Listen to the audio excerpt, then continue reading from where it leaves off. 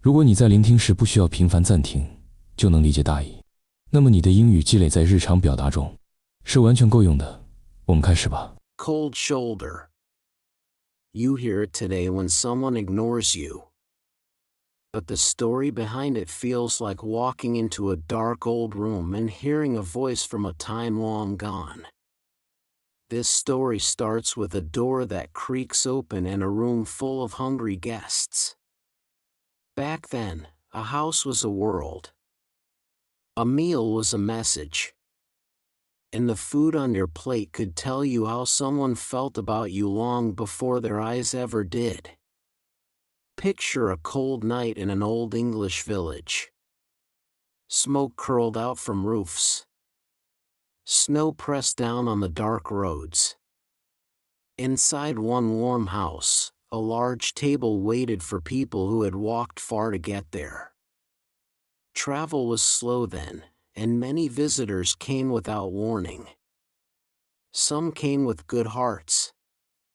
Some came with trouble hidden in their coats. So every house had its own quiet rules. One rule was simple: if a visitor was welcome, you gave them the best meat, warm and soft, cut from the fresh part of the animal. If a visitor had stayed too long or was not welcome at all, you gave them the shoulder of the meat, cold, tough, and dry. The cold shoulder. It was food, yes, but it was also a sign. A small, sharp sign that said, "Time for you to go." Now walk with me into one small story from that world. A boy named Tom lived with his aunt. His aunt was known for her big laugh, her warm fire, and her door that was almost never locked. People loved coming to her house. They knew she would greet them with a hug and a plate of hot food. But she also had a way of seeing into people. If someone used her kindness too much, she could turn cold without saying a word. One winter night, a man named Will came. He said he had traveled far. Snow covered his coat. He looked tired, thin, and hungry. Tom opened the door wide and felt sorry for him right away.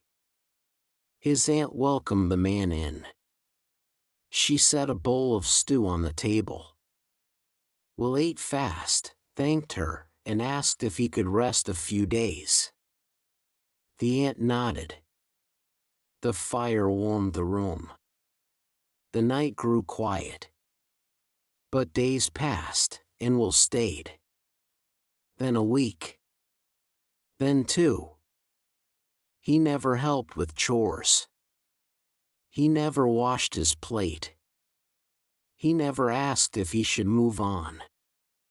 He only sat by the fire, taking what was given, giving nothing back. Tom began to feel uneasy. He liked helping guests. He liked the sound of new stories. But Will had no new stories. He spoke little and watched too much. Late at night, Tom sometimes woke and saw Will awake, staring into the flames. One evening, the aunt asked Tom to help prepare dinner. He thought she would ask for the warm stew, the good cut of meat, the bread still warm from the oven. But she said quietly, "Bring the shoulder. Leave it cold." Tom froze. He had heard the phrase before. Children whispered it when they wanted to tease each other. Adults used it when someone had angered them.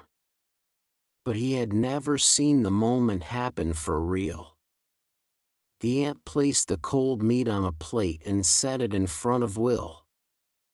She didn't speak. She didn't smile. The room held its breath. Will stared at the plate. Then he looked at the aunt. Her face didn't change. He ate a few bites, slowly.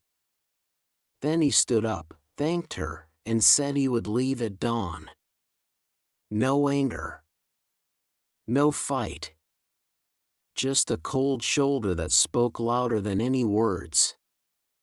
Tom watched Will step out into the dark the next morning. The snow had stopped. The sky was pale. The world felt cleaner somehow. He asked his aunt why she did it. She said, "Kindness is warm. But when someone keeps taking that warmth, you must save some for yourself." Years later, Tom remembered that night. He remembered the quiet power of a simple act. And he remembered how a cold shoulder was never really about food. It was about limits. About respect. About knowing when to protect your home, your heart, your peace. Time moved on, the world changed, and houses stopped giving guests cold pieces of meat to send a message. But the phrase stayed. It slipped into the language. It slid into daily life. And now when someone ignores you, turns away from you, or pretends not to hear you, we still say it, "They gave me the cold shoulder." Funny, isn't it, how a piece of meat from a long ago dinner table now sits right in the middle of modern life? Maybe you felt it too. Maybe someone once stopped calling you back. Maybe you walked up to a friend, and they looked past you like you were glass. Or maybe you were the one who turned away because someone pushed too far. When that happens, it stings. You start wondering what changed. You replay old words in your head. You ask yourself if you missed a sign. But the truth is simple, everyone has limits. And sometimes a cold shoulder isn't cruelty. It's someone protecting their own warmth. So if you ever feel that cold air on your back, remember the old story. Remember the house, the fire, the quiet dinner table, and the cold piece of meat placed down with steady hands. Remember that messages don't always need loud voices. Sometimes they just need a simple act.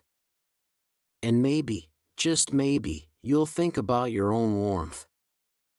Who you give it to. Who you keep it from. Who has earned a seat at your table, and who has stayed too long by your fire. 作为一个母语非英语的人，能把故事听完，你的进步太大了。感谢你收看这个节目。如果你觉得这个节目对你有帮助，请给我一个点赞，或者留下评论，这对我很重要。